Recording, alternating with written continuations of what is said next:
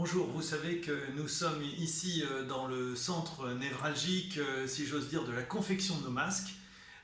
Nous avons établi une véritable stratégie. D'abord, vous savez qu'il faut distinguer les masques jetables, papier, des masques tissus. Alors les masques papier, il y en a en définitive très peu, le gouvernement en a quasiment pas fourni, et donc grâce au secours de la région, nous avons pu en avoir pour équiper le corps médical, les personnels communaux qui travaillent auprès des personnes les plus sensibles. Et donc ces masques papier sont réservés aux personnels qui sont paramédical. À ce titre, donc j'ai fourni les masques de la région aux pharmacies et aussi en petite quantité à nos commerçants, les commerçants ouverts, de façon à ce qu'ils puissent se protéger, eux qui sont, on s'en doute bien, particulièrement exposés. Maintenant, surtout lorsqu'on parle de déconfinement, se pose la question de savoir comment, à partir du moment où on n'a pas de masque papier, comment se protéger. Et que l'Académie de médecine a dit qu'il était recommandé d'avoir des masques. On parle même d'une obligation de masque pour prendre les transports en commun. Donc la question des masques tissus, à défaut d'avoir des papiers jetables, se pose bien.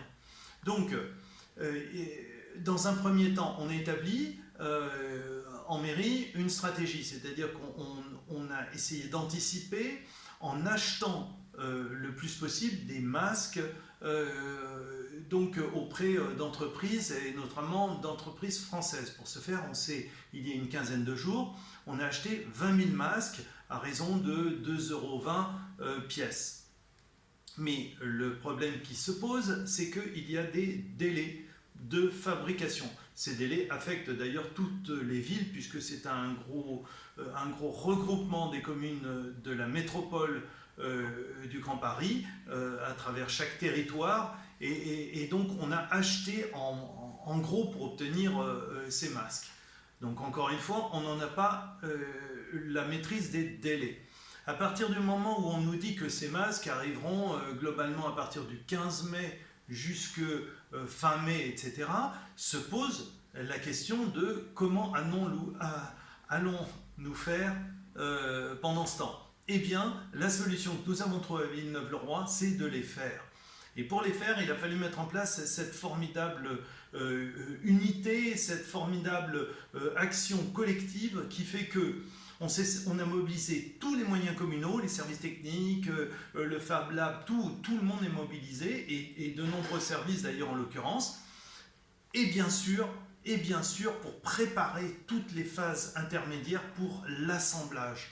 L'assemblage qui est réalisé par 121 couturiers et couturières de Villeneuve-le-Roi. C'est une mobilisation à nul autre pareil, ce qui nous permet à ce jour, avec cette formidable mobilisation que nous avons mise en place, eh bien, d'avoir distribué en kit, parce que tout a été préparé préalablement, eh bien, de distribuer en kit plus de 5000 masques potentiellement constitués. Voilà, donc d'ici quelques jours, nous allons pouvoir vraiment les récupérer au fur et à mesure. Et d'ores et déjà, nous avons les premiers retours de masques.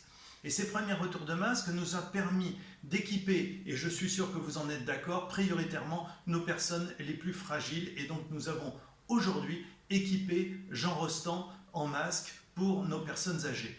Reste demain Domitis et le portage des repas, ainsi que toutes les personnes qui en bénéficient, ainsi que les personnes chez lesquelles nous allons pour les assister dans les tâches quotidiennes. Donc, globalement, dès demain, nous aurons équipé en masque tous nos anciens particulièrement fragiles.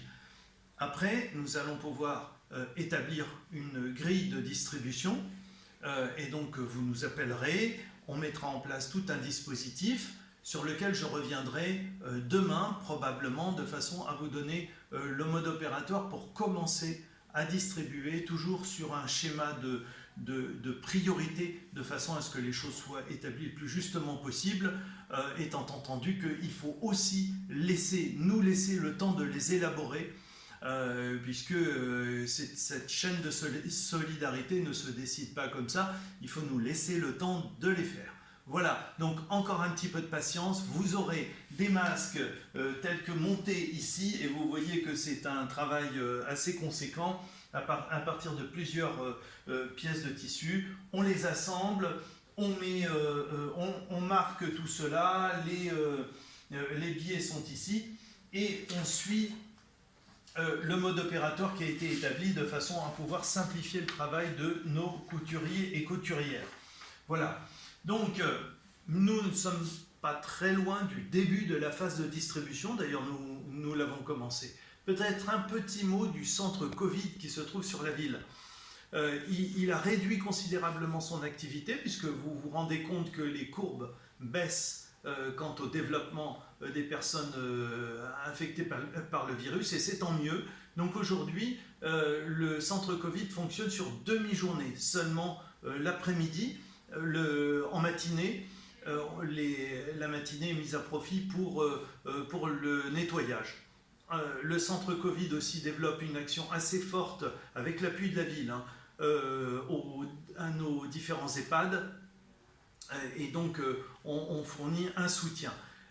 S'agissant du dépistage de masse dont on nous parle, mais aujourd'hui, notre centre Covid qui se trouve sur la ville n'a pas de directive précise, donc ne vous tournez pas vers lui, puisqu'on ne parle pas encore de dépistage de masse, même si franchement il le faudrait. Nous sommes dans un flou qui, avec les masques, pose très sérieusement question quant au déconfinement. Voilà, je voudrais terminer mon propos avec un message que nous avons affiché chez tous les commerçants, qui dit un grand merci à toute cette longue liste des gens qui se sont mobilisés pour faire des masques en l'occurrence, et ça ne figure pas là-dessus, mais ils mériteraient d'y être, mais ce sont toutes les professions, à commencer par les soignants, qui se mobilisent pour qu'on puisse surmonter cette crise.